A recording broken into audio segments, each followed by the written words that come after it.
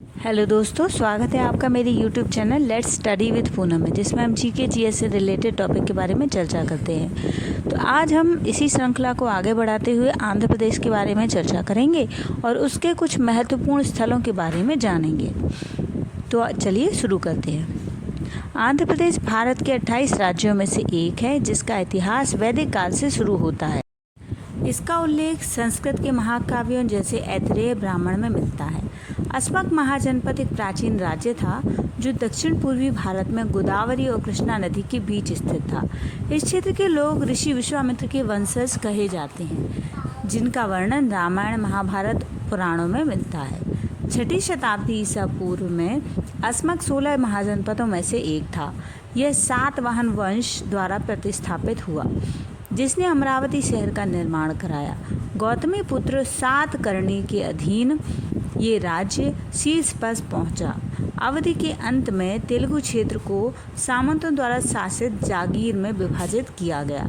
दूसरी शताब्दी के उत्तरार्ध में आर्द्र इक्ष्वाकुओं ने कृष्णा नदी के साथ पूर्वी क्षेत्र पर शासन किया। सबसे पहले हम चर्चा करते हैं आंध्र प्रदेश में स्थित तिरुपति मंदिर के बारे में। तो यह मंदिर हिंदुओं का प्रमुख तीर्थ स्थल है। भारत के आंध्र प्रदेश में तिरुपति जिले के पहाड़ी शहर तिरुमला में स्थित है। यह मंदिर भगवान विष्णु के एक स्वरूप वेंकटेश्वर को समर्पित है, जिनके बारे में माना जाता है कि वे मानव जाति को कलयुग की परीक्षाओं और परेशानियों से बचाने के लिए पृथ्वी पर प्रकट हुए थे। इसलिए इस स्थान का नाम कलयुग वैकुंठ भी पड़ा है। यहाँ के देवताओं को कलयुग प्रत्यक्ष देवम कहा जाता है।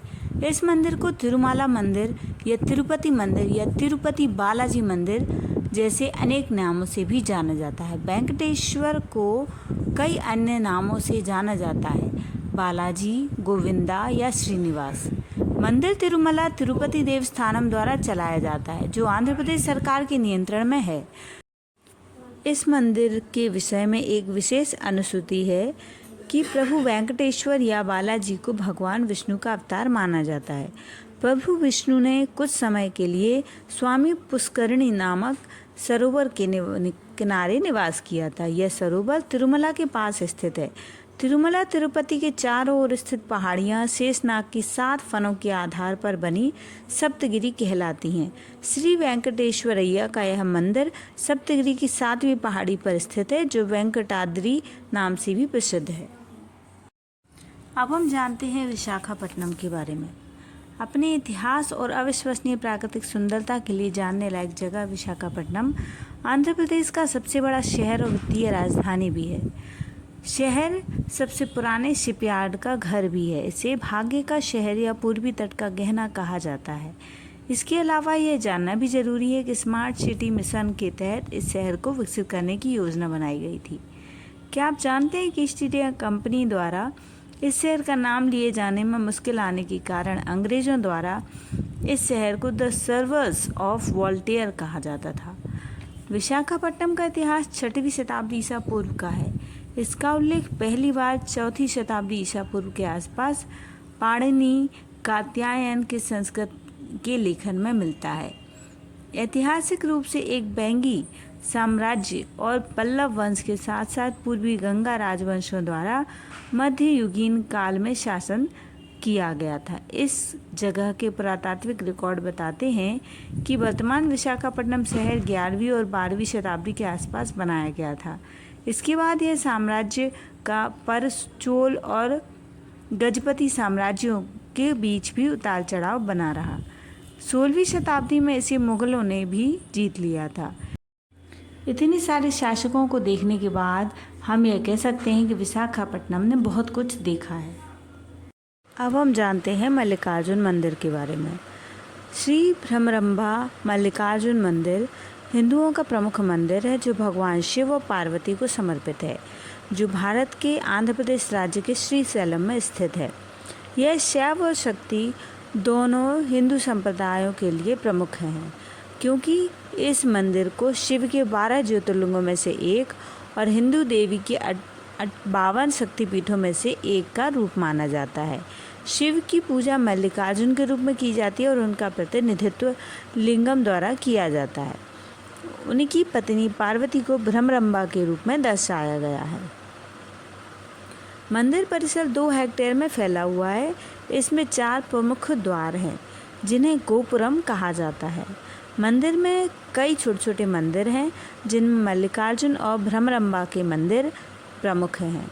मंदिर परिसर में कई हॉल हैं।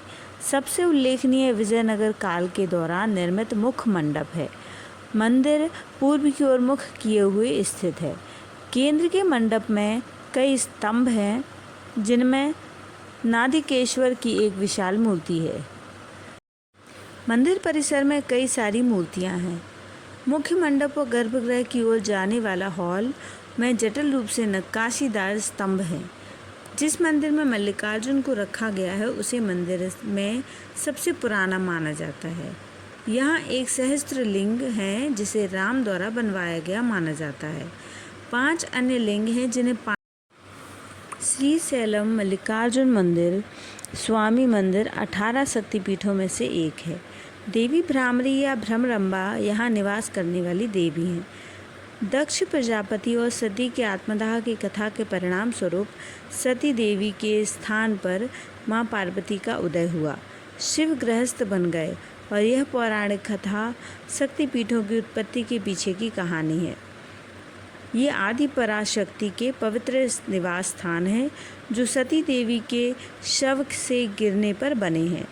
जब शिव उसे लेकर भटक रहे थे, ऐसा माना जाता है कि सती देवी का ऊपरी ओंठ यहाँ गिरा था। आंध्र प्रदेश के कुछ स्थलों के बारे में जानने की हमने इस वीडियो में कोशिश की है। यदि हमारा वीडियो आपको पसंद आता है तो हमारे चैनल को लाइक, शेयर और सब्सक्राइब ज़रूर करें। धन्यवाद दोस्तों।